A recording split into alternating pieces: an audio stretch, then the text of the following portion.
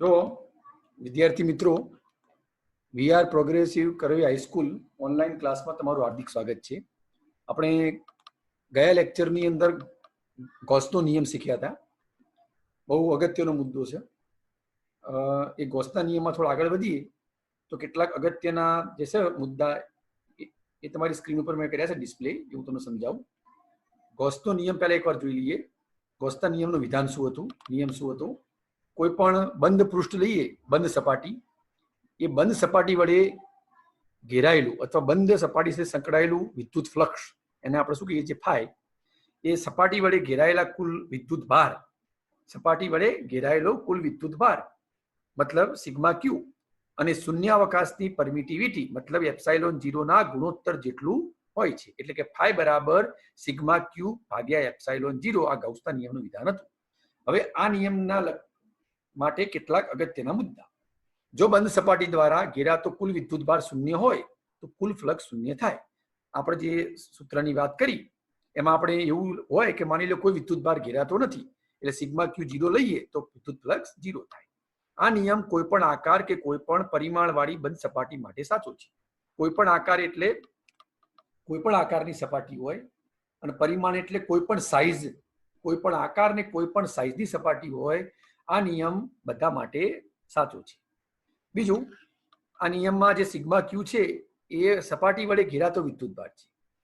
આ વિદ્યુતભાર સપાટીની અંદર ગમે તે સ્થાને હોય, મતલબ કેન્દ્ર ઉપર હોવું એવું જરૂરી નથી. સપાટીની અંદર વિદ્યુતભાર ગમે ત્યાં હોય ને તો પણ આ પરિણામી વિદ્યુતભાર એ બધાનો કુલ વિદ્યુતભાર તરીકે આપણે લઈ શકાય છે. હવે માની લો કે આપણે એવી સપાટીની કલ્પના કરીએ કે કેટલાક વિદ્યુતભારો સપાટીની અંદર અને કેટલાક વિદ્યુતભારો સપાટીની બહાર. તો આપણે ગૌસના નિયમનું જે આપણું સૂત્ર હતું એ જરા હું તમને બતાવું. એ સૂત્ર આવું હતું ગૌસના નિયમનું. હા, સમીકરણ 3, ફાઈ બરાબર પૃષ્ઠ સંકલન એસ સદિશ ઈ ડોટ ડીએસ બરાબર સિગ્મા ક્યુ અપોન એપ્સાઇલોન 0. અચ્છા, આમાં જે સદિશ ઈ છે ને એ વિદ્યુત ક્ષેત્ર છે. સિગ્મા ક્યુ એ સપાટી વડે ઘેરાતો વિદ્યુતભાર. અચ્છા, એ કયો વિદ્યુતભાર? સપાટીની અંદર ગમે ત્યાં હોય તો ચાલે, પણ માની લો કોઈ વિદ્યુતભાર સપાટીની બહાર હોય, અમુક અંદર ને અમુક બહાર, તો સિગ્મા ક્યુ ની ગણતરી કેવી રીતે કરવાની? સિગ્મા ક્યુ માત્ર સપાટી વડે ઘેરાતો વિદ્યુતભાર, એટલે જે વિદ્યુતભાર સપાટીની અંદર હોય એ જ ધ્યાનમાં લેવાનો.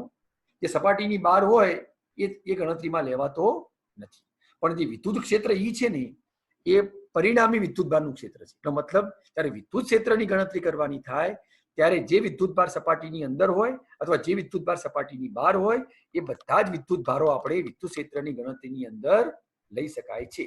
એનો મતલબ એવો થયો કે ગૌસના નિયમની અંદર જે પરિણામી વિદ્યુતભાર છે એ પરિણામી વિદ્યુતભાર એ સપાટી વડે ઘેરાયેલો વિદ્યુતભાર, સપાટીની બહાર જો કોઈ વિદ્યુતભાર હોય તો એ ગણતરીમાં લેવાનો નથી. પણ વિદ્યુત ક્ષેત્રની ગણતરી કરવી હોય તો એ અંદર અને બહાર ગમે ત્યાં વિદ્યુતભાર હોય એ આપણે ગણતરીમાં લઈ શકીએ છીએ. બીજું, ગૌસના નિયમ માટે આપણે જે પણ સપાટીનો ઉપયોગ કરીએ, ચાહે સમતલ સપાટી હોય, નળાકાર સપાટી હોય, વક્ર સપાટી હોય, વર્તુળાકાર સપાટી હોય, ગમે તે હોય, એને આપણે ગૌસિયન સપાટી અથવા ગૌસિયન પૃષ્ઠ કહીશું. આ નિયમનો ઉપયોગ કરીને આપણે સમમિતિ ધરાવતા, જેના આકારમાં સમમિતિ એટલે જેનો આકાર નિશ્ચિત હોય, એવા વિદ્યુતભારિત તંત્ર વડે ઉદ્ભવતા વિદ્યુત ક્ષેત્રો સરળતાથી શોધી શકીએ છીએ. અને બીજું, છેલ્લું બહુ મહત્વનો મુદ્દો, આ નિયમ એ અંતરના વ્યસ્ત વર્ગના નિયમ ઉપર આધારિત છે. કારણ કે આ નિયમ આપણે કુલમના નિયમ ઉપરથી મેળવ્યો. કુલમનો નિયમ એ વ્યસ્ત વર્ગનો નિયમ છે, માટે આ નિયમ પણ અંતરના વ્યસ્ત વર્ગના નિયમ ઉપર આધારિત છે. મિત્રો, એક બીજો એક મુદ્દો છે આજે, એની ચર્ચા આપણે આગળ કરવાની બાકી રહી ગઈ હતી. આપણે જ્યારે પ્રકરણ શરૂ કર્યું ત્યારે કુલમનો નિયમ શીખ્યા હતા. હવે કુલમના નિયમમાં તમને ખબર છે કે કુલમના નિયમમાં શૂન્યાવકાશની પરમિટિવિટી શબ્દ આવતો હતો અને એને આપણે એપ્સાઇલોન 0 નામ પાડ્યું. હકીકતમાં એને એપ્સાઇલોન 0 કહેવાય અથવા એપ્સાઇલોન નોટ કહેવાય. શું કહેવાય? Epsilon not. એપ્સાઇલોન નોટ શું? શૂન્યાવકાશની પરમિટિવિટી. મહત્વનો મુદ્દો, તમારી એનસીઈઆરટીની જે ચોપડી છે ફિઝિક્સની, એ ફિઝિક્સની બુકની અંદર એ શૂન્યાવકાશની પરમિટિવિટી ઉલ્લેખ કર્યો છે. એનો એકમ, એનું પારિમાણિક સૂત્ર આપણે જાણીએ છીએ. એક માધ્યમનો ગુણધર્મ છે, આટલી જ માહિતી છે. હકીકતમાં આ શૂન્યાવકાશની પરમિટિવિટી કહેવાય શું, અને પરમિટિવિટી શબ્દ એ શેના ઉપરથી પડ્યો છે એ હું તમને આજે ખાસ સમજાવવા માંગુ છું. તો તમારી સ્ક્રીન ઉપર જુઓ, બે મુદ્દા લખ્યા છે, એક પરમિટિવિટી અને એક સાપેક્ષ પરમિટિવિટી. ચલો એના માટે સૌથી પહેલા ફરીથી આપણે કુલમનો નિયમ યાદ કરીએ. હવે કુલમનો નિયમ આપણને ખબર છે કે કુલમનો નિયમ માની લો શૂન્યાવકાશની અંદર આપણે બે વિદ્યુતભાર લઈએ, એક Q1 અને Q2. બંને વચ્ચેનું અંતર માની લો R છે અને બંને વચ્ચેનું માધ્યમ ફ્રી સ્પેસ એટલે કે શૂન્યાવકાશ અથવા હવા છે. તો આપણે કુલમના નિયમનું સ્ટેટમેન્ટ શું લખી શકીશું? હું બળને માની લો F1 વડે દર્શાવું તો F1 બરાબર 1/4πε0 Q1 Q2 ભાગ્યા R². અચ્છા, આ Q1 F1 શું છે? તો F1 એક કુલમના નિયમ પ્રમાણે લાગતું વિદ્યુત બળ અથવા કુલમ્બિયન બળ કહેવાય. જો બંને વિદ્યુતભારો સજાતીય હોય, મતલબ બંને ધન કે બંને ઋણ, તો આને આપણે અપાકર્ષી તરીકે બળ તરીકે ઓળખીશું, અને જો બંને વિજાતીય હોય તો આપણે એને આકર્ષી બળ તરીકે ઓળખીશું. આપણને એ પણ ખબર છે કે પહેલો વિદ્યુતભાર બીજા ઉપર જેટલું બળ લગાડે એટલો જ વિદ્યુતભાર બીજો વિદ્યુતભાર એ પહેલા ઉપર એટલું જ બળ લગાડતો હોય છે, આપણે જાણીએ છીએ. તો અહીંયા F1 બરાબર 1/4πε0 Q1 Q2 ભાગ્યા R² સૂત્ર છે. જ્યાં ε0 માં મેં તીર માર્યું છે અને શૂન્યાવકાશની પરમિટિવિટી કહેવાય, ε0 પણ કહી શકાય, ε0 પણ કહી શકાય. હવે માની લો મિત્રો આપણે એવું કરીએ, એના એ જ વિદ્યુતભારો, એના એ જ અંતર રાખીએ, પણ માધ્યમ શૂન્યાવકાશની જગ્યાએ બીજું કોઈ માધ્યમ લઈએ. મેં અહીંયા એક બોક્સની તરીકે માધ્યમ બતાવ્યું, સપોઝ માધ્યમ તરીકે પાણી લઈએ. તો હવે આ જે બળ લાગશે એ બળમાં શું ફરક પડશે? તો જુઓ મિત્રો, અહીંયા બળ F1 ના જગ્યાએ મેં F2 કીધું, તો F2 બરાબર 1/4πε0 ના જગ્યાએ મેં એપ્સાઇલોન મૂક્યું, Q1 Q2 ભાગ્યા R². કારણ કે વિદ્યુતભારો એના એ, એમનું અંતર પણ એના એ, એટલે બીજું કોઈ પદ બદલાતું નથી. જો તમે જો 1/4π બેમાં આવે છે, મતલબ બંનેમાં અચળ. Q1 Q2 ભાગ્યા R² બેમાં આવશે, એ અચળ. પણ પેલામાં જે એપ્સાઇલોન 0 હતો એના જગ્યાએ અહીંયા એપ્સાઇલોન નોટ હતો, એના જગ્યાએ એપ્સાઇલોન. આ એપ્સાઇલોન નોટ એ જે તે માધ્યમની પરમિટિવિટી. પહેલા માધ્યમ તરીકે શૂન્યાવકાશ લીધું, હવે માધ્યમ તરીકે પાણી, માધ્યમ બદલાઈ ગયું, એટલે આપેલા માધ્યમની પરમિટિવિટી થઈ ગઈ, પેલી શૂન્યાવકાશની પરમિટિવિટી હતી. હવે મિત્રો તમે બે બળ જોશો તો F1 માની લો Q1 Q2 ભાગ્યા R² બંનેમાં આપણે 1/4π Q1 Q2 ભાગ્યા R² બંનેમાં અચળ છે. તો પહેલું બળ F1 ને બીજું બળ F2 તમે જોઈ શકો છો. F1 ચલે છે 1/ε0 અને F2 ચલે છે 1/ε. એનો મતલબ આ જે વિદ્યુત બળ છે એ વિદ્યુત બળ પરમિટિવિટીના વ્યસ્ત પ્રમાણમાં છે. ધારો કે હું તમને કહું, હું તમને એક એક્ઝામ્પલ સમજાવું. ધારો કે આપણે જે માધ્યમ તરીકે શૂન્યાવકાશ લીધું, માની લો શૂન્યાવકાશની અંદર બે વિદ્યુતભારો એકબીજાથી r અંતરે આવેલા હોય, તો બંને વચ્ચે લાગતું વિદ્યુત બળ કુલમના નિયમ પ્રમાણે ધારો કે આપણે ધારીએ F1 બરાબર 100 ન્યૂટન. 100 ન્યૂટન. કયું માધ્યમ? તો શૂન્યાવકાશ. હવે બીજું માધ્યમ જે આકૃતિમાં બેમાં બતાવ્યું એ માધ્યમ બદલી કાઢ્યું. માની લો માધ્યમ બદલીએ, વિદ્યુતભારો એના એ જ, અને તેટલા જ અંતરે બે વિદ્યુતભારો એકબીજાથી r અંતરે આવેલા છે, પણ માધ્યમ બદલાઈ ગયું. એ સપોઝ આ બળ જે 100 ન્યૂટન હતું એ મેં અહીંયા લખ્યું છે 50 ન્યૂટન. તમને એટલી સમજણ પડી કે અહીંયા 100 થી બળ ઘટીને 50 થયું. તો એનો મતલબ એવું કંઈક પદ છે કે જે બે વિદ્યુતભારો વચ્ચે લાગતા બળની અસર કરી છે. એ પદ કયું? તો જો અહીંયા આ ઉપરથી કહી શકાય કે માધ્યમ બદલાય તેમ એ પરમિટિવિટી બદલાય. શૂન્યાવકાશ માટે પરમિટિવિટી કહીએ છીએ ε0. પાણી માધ્યમ તરીકે લીધું, પરમિટિવિટી એપ્સાઇલોન થઈ. અને પરમિટિવિટી બદલાય ત્યારે બે વિદ્યુતભારો વચ્ચે લાગતું બળ પણ બદલાય. એટલે પરમિટિવિટી શબ્દ એના ઉપરથી આવે છે. પરમિટિવિટી એ એક માધ્યમની લાક્ષણિકતા છે, એક માધ્યમનો ગુણધર્મ છે, જે બે વિદ્યુતભારો વચ્ચે બળ કેટલા પ્રમાણમાં લાગશે એની પરમિશન આપે છે. આ પરમિટિવિટી શબ્દ એ પરમિશન ઉપરથી પડ્યો છે. એ એલાઉ કરે છે, એ પરમિટેટ કરે છે કે પહેલો વિદ્યુતભાર બીજા ઉપર ને બીજો પહેલા ઉપર કેટલું બળ લગાડશે એ કોણ નક્કી કરશે? માધ્યમની પરમિટિવિટી. તમે કયું માધ્યમ લો છો એના આધારે આ બળ બદલાય. એટલે જો માધ્યમ બદલશો તો પરમિટિવિટી બદલાશે, અને પરમિટિવિટી બદલાશે તો બે વિદ્યુતભારો વચ્ચે લાગતું બળ પણ બદલાશે. કઈ રીતે? તો બળ એ પરમિટિવિટીના વ્યસ્ત પ્રમાણમાં છે. આપણે તમને આગળ સમજાવ્યું, F ચલે છે 1/ε અથવા F ચલે છે 1/ε0. જો બળ પરમિટિવિટીના વ્યસ્ત પ્રમાણમાં હોય તો પરમિટિવિટી વધે તેમ બળ ઘટે.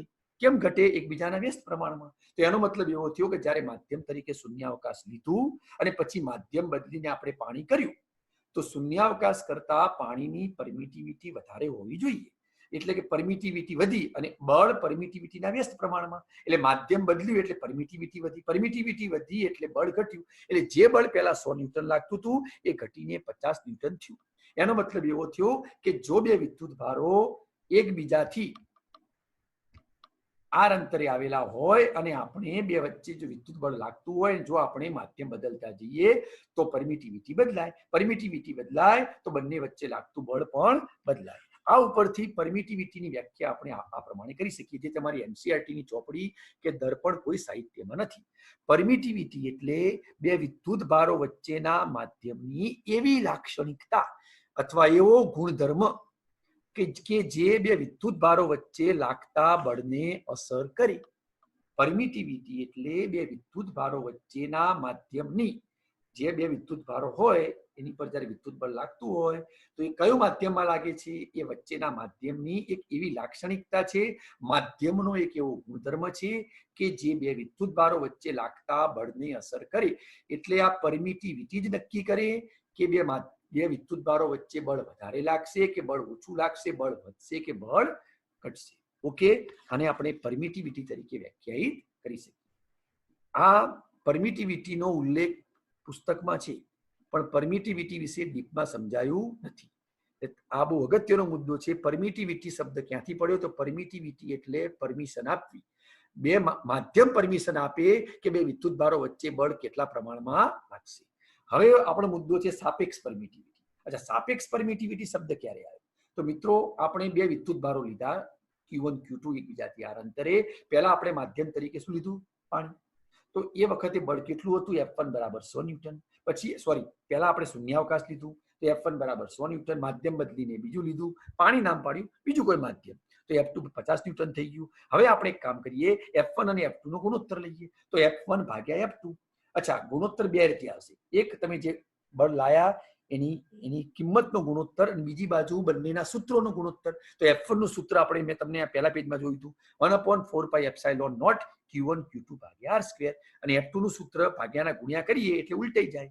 Q1 Q2 નીચે આવતા રહે R સ્ક્વેર ઉપર, અને 4π એના એ જ, ખાલી શું બદલાય? પરમિટિવિટી. પેલી કઈ હતી? એપ્સાઇલોન નોટ, આ કઈ એપ્સાઇલોન. જો સાદું રૂપ આપીએ તો 4π ઉડી ગયા, Q1 Q2 ઉડી ગયા, R સ્ક્વેર ઉડી ગયા.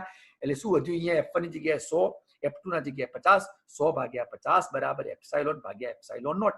અહીંયા જમણી બાજુ જે પદ છે એ બે માધ્યમોની પરમિટિવિટીનો ગુણોત્તર છે, અને ડાબી બાજુ જે પદ છે બળના મૂલ્યોનો ગુણોત્તર છે. 100 ને 50 વડે ભાગીએ તો કેટલા આવે? 2. તો એનો મતલબ શું થયો? બે માધ્યમોની પરમિટિવિટીનો ગુણોત્તર કેટલો થયો? 2. આ બે એક અંક છે, એક નંબર છે. આ નંબરને આપણે સાપેક્ષ પરમિટિવિટી કહીશું. આ મિત્રો, બે એ સાપેક્ષ પરમિટિવિટી નથી, મેં તમને સમજાવવા માટે આ એક બતાવ્યું. હકીકતમાં સાપેક્ષ પરમિટિવિટીને આપણે કે વડે દર્શાવીશું. તો જો નીચે એપ્સાઇલોન ભાગ્યા એપ્સાઇલોન નોટ બરાબર એપ્સાઇલોન આર બરાબર કે. આ એપ્સાઇલોન એટલે આપેલા માધ્યમની પરમિટિવિટી, એપ્સાઇલોન નોટ એટલે શૂન્યાવકાશની પરમિટિવિટી. એના ગુણોત્તરને બે રીતે ઓળખી શકાય, એક એપ્સાઇલોન આર અથવા કે. એપ્સાઇલોન આર એટલે સાપેક્ષ પરમિટિવિટી, અને કે એટલે માધ્યમનો ડાઇલેક્ટ્રિક અચળાંક. મિત્રો, સાપેક્ષ પરમિટિવિટી પણ કહેવાય અને માધ્યમનો ડાઇલેક્ટ્રિક અચળાંક પણ કહેવાય. સાપેક્ષ પરમિટિવિટી વ્યાખ્યા બે રીતે કરી શકાય, આપેલા માધ્યમની પરમિટિવિટી અને શૂન્યાવકાશની પરમિટિવિટીના ગુણોત્તરને સાપેક્ષ પરમિટિવિટી કહેવાય. આ પહેલી વ્યાખ્યા. અથવા બીજી વ્યાખ્યા, શૂન્યાવકાશની સાપેક્ષે કોઈ પણ માધ્યમની પરમિટિવિટીને સાપેક્ષ પરમિટિવિટી તરીકે ઓળખી શકાય. એને બે રીતે દર્શાવી શકાય, એક એપ્સાઇલોન આર અથવા કે. એપ્સાઇલોન આર એટલે સાપેક્ષ પરમિટિવિટી, અથવા કે એટલે માધ્યમનો ડાઇલેક્ટ્રિક અચળાંક. તો એનો મતલબ મિત્રો એવો થાય કે F1 અને F2 નો ગુણોત્તર આપણને કેટલો મળ્યો? કે. કઈ રીતે કે મળ્યો? તો F1 upon F2 બરાબર શું લાયા હતા આપણે? Epsilon upon epsilon not. એને આપણે શું કહીશું? કે. જો F2 ને સૂત્રનો કરતા બતાવું તો F2 બરાબર F1 ભાગ્યા કે થાય. એટલે કે શૂન્યાવકાશની સાપેક્ષે આપેલા માધ્યમની પરમિટિવિટીને સાપેક્ષ પરમિટિવિટી કહેવાય, અથવા કોઈ પણ માધ્યમની પરમિટિવિટી અને શૂન્યાવકાશની પરમિટિવિટીના ગુણોત્તરને પણ સાપેક્ષ પરમિટિવિટી કહેવાય. એટલે માધ્યમ બદલીએ તો બળ શૂન્યાવકાશમાં જે લાગતું હોય એ માધ્યમના ડાઇલેક્ટ્રિક અચળાંકના ભાગનું થાય. માની લો કોઈ માધ્યમની સાપેક્ષ પરમિટિવિટી 2 હોય તો બીજા માધ્યમમાં લાગતું બળ પહેલા માધ્યમના કરતા અડધું, F2 બરાબર F1 ભાગ્યા કે બરાબર થાય. આ મુદ્દો આપણી પુસ્તકમાં નથી, પણ સમજવા માટે બહુ મહત્વનો હતો એટલે મેં તમને સમજાવ્યું. હવે આપણે મિત્રો બીજા મુદ્દા તરફ જઈએ. ગાઉસનો નિયમ આપણે ભણી ગયા. હવેનો મુદ્દો છે ગાઉસના નિયમના ઉપયોગો. જો આ પાઠનો અંતિમ ટોપિક છે, અંતિમ અધ્યાય છે ગાઉસના નિયમના ઉપયોગો. તમારા પુસ્તકમાં ગાઉસના નિયમના મહત્વના 3 ઉપયોગો આપ્યા છે. એક પહેલો ઉપયોગ છે અનંત લંબાઈનો તાર. અનંત લંબાઈના તારથી કોઈ બિંદુએ ઉદ્ભવતી વિદ્યુત ક્ષેત્રની તીવ્રતા ગાઉસના નિયમનો ઉપયોગ કરીને. બીજો ઉપયોગ છે અનંત વિસ્તાર ધરાવતું સમતલ અને ત્રીજો ઉપયોગ છે ગોળાકાર કવચ. બહુ અગત્યના મુદ્દા, પરીક્ષાલક્ષી છે, દાખલામાં પણ એટલા કામ લાગે છે. અહીંયા પ્રશ્ન ડિસ્પ્લે નથી કર્યો પણ પ્રશ્ન બોલું છું. તમે વિદ્યુત ભારિત અનંત લંબાઈનો તાર લો તો વિદ્યુત ભારિત અનંત લંબાઈના તારથી કોઈ બિંદુએ અનંત લંબાઈના સીધા સમાન રીતે વિદ્યુત ભારિત તારને લીધે કોઈ બિંદુએ ઉદ્ભવતું વિદ્યુત ક્ષેત્ર. અનંત લંબાઈના સીધા સમાન રીતે વિદ્યુત ભારિત થયેલા તારને લીધે વિદ્યુત ક્ષેત્ર વ્યાખ્યાયિત કરો.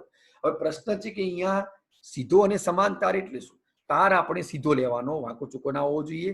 અને સમાન મતલબ સમજાઈ દઉં, તારનો આડછેદ સમાન હોવો જોઈએ, પરિમાણ સમાન હોવું જોઈએ. અને સમાન વિદ્યુત ભારિત તો મતલબ તમે તાર ઉપર વિદ્યુત ભારનું વિતરણ કરો, તમે તારને વિદ્યુત ભારિત કરો ને મિત્રો, તો વિદ્યુત ભાર તારના દરેક ભાગમાં સમાન રીતે વહેંચાઈ જાય, સતત વિદ્યુત ભાર વિતરણ કહેવાય. આવો એક તાર લઈએ અને એ તારથી કોઈ બિંદુએ મળતું વિદ્યુત ક્ષેત્ર પ્રસ્થાપિત કરીએ ગાઉસના નિયમનો ઉપયોગ કરીને.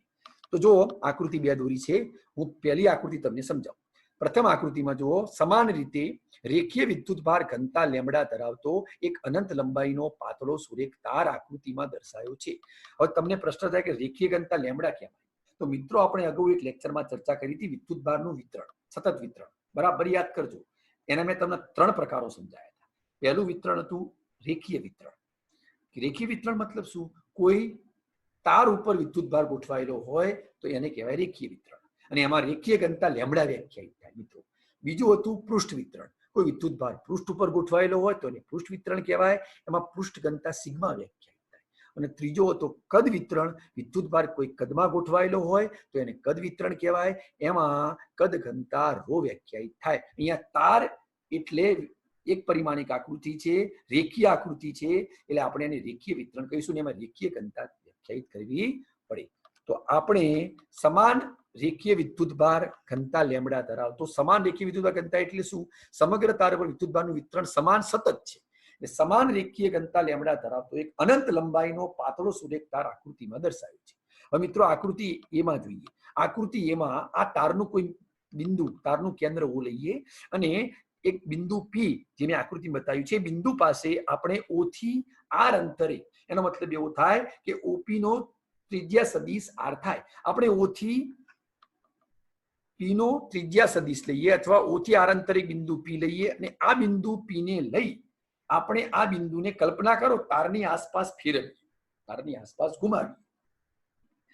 O એ તાર ઉપર આવેલું બિંદુ તારનું કેન્દ્ર છે અને એનાથી જમણી બાજુ R જેટલા અંતરે અથવા સ્થાન સદિશ R અથવા ત્રિજ્યા સદિશ R લઈ એક બિંદુ P લઈએ અને એ બિંદુ P ને આપણે તારને ઘુમાવીએ. તો મિત્રો ઘુમાવશો તો તમને આકૃતિમાં દર્શાવ્યા પ્રમાણે P, P1, P double dash આવા તારની ફરતે વર્તુળના પરિઘ ઉપર આવા બધા બિંદુઓ મળશે. આ બધા બિંદુઓ કેન્દ્રથી સમાન અંતરે મળશે. એનો મતલબ એવો થાય કે આપણે O થી P નો ત્રિજ્યા સદિશ લઈ જો તેને R ની તારની આસપાસ ફેરવીએ તો જે આપણે બિંદુઓ P, P dash, P double dash, dash dash આવા જે બિંદુઓ મળશે એ બધા આપણને વર્તુળના પરિઘ ઉપર મળશે. ઓકે, તમને થાય કે સાહેબ આવું કેમ લીધું? સમજાવો. આ બિંદુ તમે એક બાજુ લીધું, એનો મતલબ એવો નહીં કે તમને જમણી બાજુ જ આ ક્ષેત્ર મળે. વિદ્યુત ભાર તાર ઉપર વિતરિત થયેલો છે અને આપણે બિંદુ પસંદ કર્યું તાર ઉપર. હવે તમને ખબર છે મિત્રો કે વિદ્યુત ભાર, તમે જે બિંદુ પસંદ કર્યું ત્યાં વિદ્યુત ભાર હોય તો વિદ્યુત ક્ષેત્ર આ ત્રિજ્યાવર્તી દિશામાં ચારે બાજુ મળે, એક સરખા અંતરે મળે. એટલે હકીકતમાં એક વર્તુળ તૈયાર થાય અને વર્તુળના પરિઘ ઉપર આ જેટલા બિંદુઓ લીધા એ બધા સમતુલ્ય કહેવાય. સમતુલ્ય એટલે દરેક બિંદુએ આપણને વિદ્યુત ક્ષેત્ર સમાન જ મળે, કારણ કે વિદ્યુત ભાર સતત છે, વિદ્યુત ભાર સમાન છે અને બીજું બધા બિંદુઓનું અંતર કેન્દ્રથી એક સરખું છે.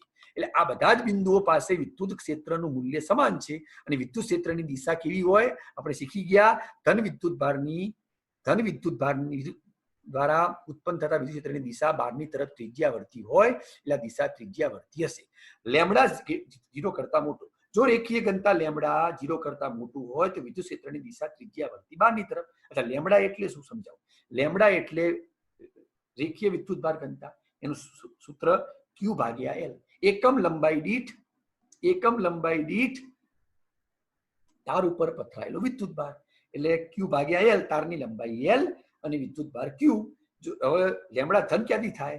L તો લંબાઈ છે, તો ધન જ હોય. આપણે લઈએ છીએ ક્યુ. જો વિદ્યુતભાર ધન હોય લેમડા ધન થાય.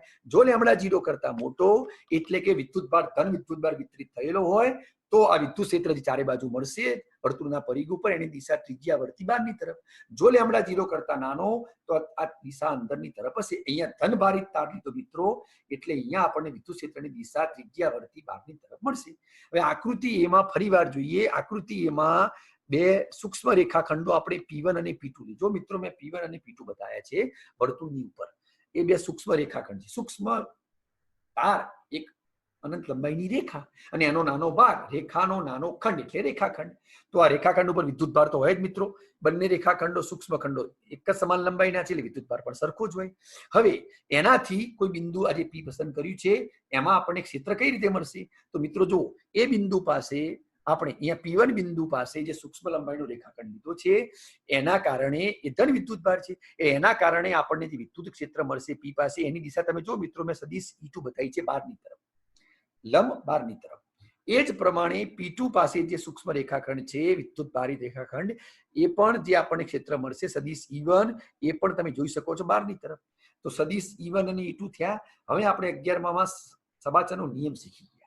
બે સદિશોને સબાચરની પાસેની બાજુઓ તરીકે લઈ સમાંતર બાજુ ચતુષ્કોણ જો પૂરો કરવામાં આવે, સાંભળજો, તો જે બે બિંદુઓમાંથી બે સદિશો લેવામાં આવ્યા હોય એમાંથી પસાર થતો વિકર્ણ પરિણામી સદિશ બતાવે. તો જો મિત્રો મેં આકૃતિમાં સબાચર પૂરો કર્યો છે, સદિશ E1 ની દિશા એક બાજુ, E2 બીજી બાજુ, અને એક વિકર્ણ દોર્યો છે પરિણામી સદિશ E.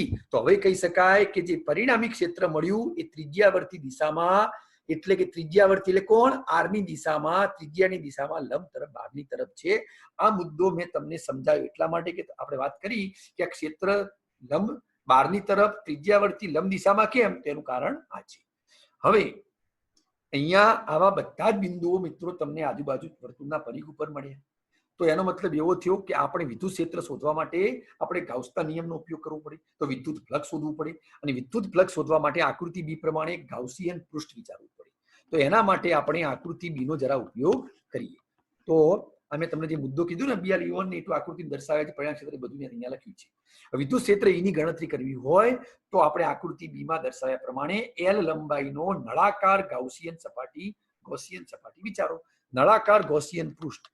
મેં તમને ગૌસના નિયમની અગત્યતા શીખવાડી, લાક્ષણિકતા કીધી હતી. એમાં એક મુદ્દો હતો કે તમે બંધ સપાટી હોવી જોઈએ. તમારે ગૌસના નિયમનો ઉપયોગ કરવો હોય, ફ્લક્સ શોધવું હોય તો સપાટી પૃષ્ઠ બંધ હોવું જોઈએ. તો આપણે અહીંયા એક ગૌસિયન પૃષ્ઠ લેવું જ પડે. આ ગૌસિયન પૃષ્ઠનો આકાર તમે જોઈ શકો છો, L લંબાઈનો નળાકાર છે. મેં શું કર્યું, આ જે તાર સાંભળો y અક્ષ ઉપર હતો, તાર જે ઊભો હતો એને મેં x અક્ષ ઉપર સંપાત કર્યું. એટલે મેં એવી ગોઠવણી કરી કે નળાકારની અક્ષ એ તારની અક્ષ ઉપર સંપાત થાય. નળાકાર આડો મૂક્યો છે, એની અક્ષ, એના કેન્દ્રમાંથી પસાર થતી રેખા, એની અક્ષ એ પેલા અનંત લંબાઈના તાર ઉપર સંપાત થાય. એટલે ઘણા એવું વિચારે કે નળાકારની અંદર આડો તાર મૂકેલો છે, એવી કલ્પના કરો. હવે અહીંયા L લંબાઈનું મેં ગાઉસિયન પૃષ્ઠ વિચાર્યું. હવે તમે L લંબાઈનું ગાઉસિયન પૃષ્ઠ વિચારશો તો અહીંયા નળાકાર ગાઉસિયન પૃષ્ઠ છે. તો નળાકારની 3 સપાટી હોય મિત્રો. જો આકૃતિમાં સપાટી 1, સપાટી 2 અને સપાટી 3. સપાટી 1 અને 2 શું કહેવાય? નળાકારના આડછેદ. નળાકારના આડછેદ હંમેશા વર્તુળાકાર હોય. અને સપાટી 3 તમે જે ગાઉસિયન પૃષ્ઠ નળાકાર સપાટી લીધી એનું વક્ર પૃષ્ઠ કહેવાય. પેલી જે પેન આવે, આપણે માર્કર પેન તમે જોઈ હશે, તો માર્કર પેનના જે બે છેડા આવે ને એ બે આડછેદ કહેવાય. અને જે પૃષ્ઠ હોય એ વક્ર સપાટી કે કોઈ પણ નળાકાર મિત્રો હોય એને 3 સપાટી લઈ શકાય.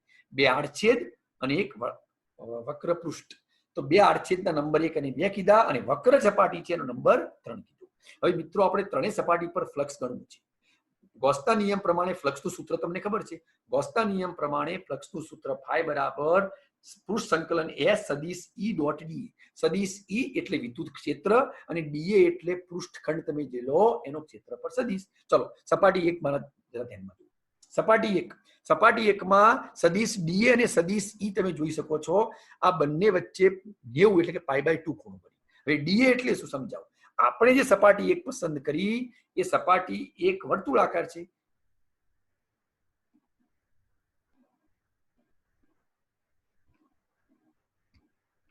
સપાટી વર્તુળાકાર અને કોઈ પણ સપાટીનું ક્ષેત્રફળ એ હંમેશા એને લંબ બહારની તરફ હોય. એટલે આડછેદ 1 માટે ક્ષેત્રફળ સદિશ ક્યાં મિત્રો આવશે? એની બહારની તરફ, સદિશ ડીએ. સપાટી 2 માટે સપાટી 2 જમણી બાજુ છે, એનું ક્ષેત્રફળ સદિશ જમણી બાજુ બહારની તરફ, એ ડીએ. અચ્છા, ઈ કેમ આ બાજુ? તો આપણો જે તાર છે ધનભારિત, એનું જે આપણને જે વિદ્યુત ક્ષેત્ર મળશે, ધનભારિત ક્ષેત્રનું વિદ્યુત ક્ષેત્ર લંબ ત્રિજ્યા દિશા બહારની તરફ. આ નળાકાર તમે જે વિચાર્યો એની ત્રિજ્યા તમે લો, બરાબર, તો બહારની તરફ. એટલે ઈ અને ડીએ વચ્ચે સપાટી 2 છેડા પાસે ખૂણો કયો બન્યો? તો 90. તો એનો મતલબ એવો થાય સપાટી 1 અને સપાટી 2 માટે જો આપણે વિદ્યુત ફ્લક્સની ગણતરી કરીએ તો જો અહીંયા સપાટી 1 અને સપાટી 2 માટે વિદ્યુત ફ્લક્સ φ1 અને φ2 બરાબર સંકલન સદિશ ઈ ડોટ ડીએ. હવે ડોટ ગુણાકારની કોસ વડે વ્યાખ્યાયિત કરાય, એટલે ઈ ડીએ કોસ થીટા, થીટા એટલે 90. કેમ? તો બંને આડછેદ પાસે સદિશ ઈ ની દિશા અને ડીએ બંને વચ્ચે બનતો ખૂણો 90 છે. કોસ 90 ની કિંમત 0, એટલે એનો મતલબ છેડા પાસે કોઈ ફ્લક્સ સંકળાતું નથી. હવે મિત્રો વાત કરીએ આપણે વક્ર સપાટી. વક્ર સપાટી માટે આપણે કામ કરવું પડશે, એક બિંદુ પસંદ કરવું પડશે. મેં 1 ને 2 બિંદુ લીધા છે. અચ્છા, તારથી બંનેનું અંતર કેટલું? એ તાર નળાકારની ત્રિજ્યા જેટલું. તો આ અંતરે બિંદુ પી પણ લઈ શકો અને ક્યુ પણ લઈ શકો, બંને સમતુલ્ય ગણાય, ક્ષેત્ર સરખું જ મળે. હવે એક નાનું પૃષ્ઠ લીધું મેં, અને આ નાના પૃષ્ઠો ક્ષેત્રફળ સદિશ તમે જો આકૃતિમાં ડીએ છે અને સદિશ ઈ તો બહારની તરફ છે જ. તો અહીંયા તમે જોઈ શકો છો કે ઈ અને ડીએ બંને એક જ દિશામાં છે. જો મિત્રો બરાબર ધ્યાન રાખજો, આડછેદ પાસે ઈ અને ડીએ લંબ દિશામાં હતા, પણ બે નાનું પૃષ્ઠ વિચાર્યું એમાં ઈ અને ડીએ બંને એક જ દિશામાં છે, બે સદિશો એક દિશામાં થયા. તો એનો મતલબ સપાટી 3 માટે કઈ રીતે ગણી શકાય? તો સપાટી 3 માં જોઈ શકો છો વક્ર સપાટી ઈ દરેક બિંદુએ લંબ અને તેનું મૂલ્ય સમાન. નળાકારની વક્ર સપાટીએ વિદ્યુત ક્ષેત્ર હંમેશા દરેક બિંદુ તમે પસંદ કરો એને લંબ અને તેનું બહારની તરફ અને મૂલ્ય સમાન હોય. એટલે વક્ર સપાટીમાં પસંદ થતું ફ્લક્સ φ3 કહું તો સૂત્ર પ્રમાણે ઈ cos 0. cos 0 કેમ? આ વખતે ખૂણો 2 વચ્ચે 0 બને છે, એટલે cos 0 ની કિંમત 1 થાય. તો φ3 બરાબર ઈ ને બહાર રાખવું તો સંકલનમાં ડીએ, બરાબર. સંકલન ડીએ એટલે શું સમજાવું? એક નાનું પૃષ્ઠ, તમે સમગ્ર નળાકારના વક્ર સપાટી ઉપર વક્ર પૃષ્ઠ ઉપર આવા નાના નાના સૂક્ષ્મ જે પૃષ્ઠખંડ લીધા એ બધાનું સંકલન કરો, એટલે કે બધાનો સરવાળો કરો તો આખા નળાકારની કુલ વક્ર સપાટીનું ક્ષેત્રફળ બની જાય. આપણે જે પૃષ્ઠ વિચાર્યું, પૃષ્ઠખંડ એ ક્યાં વિચાર્યું?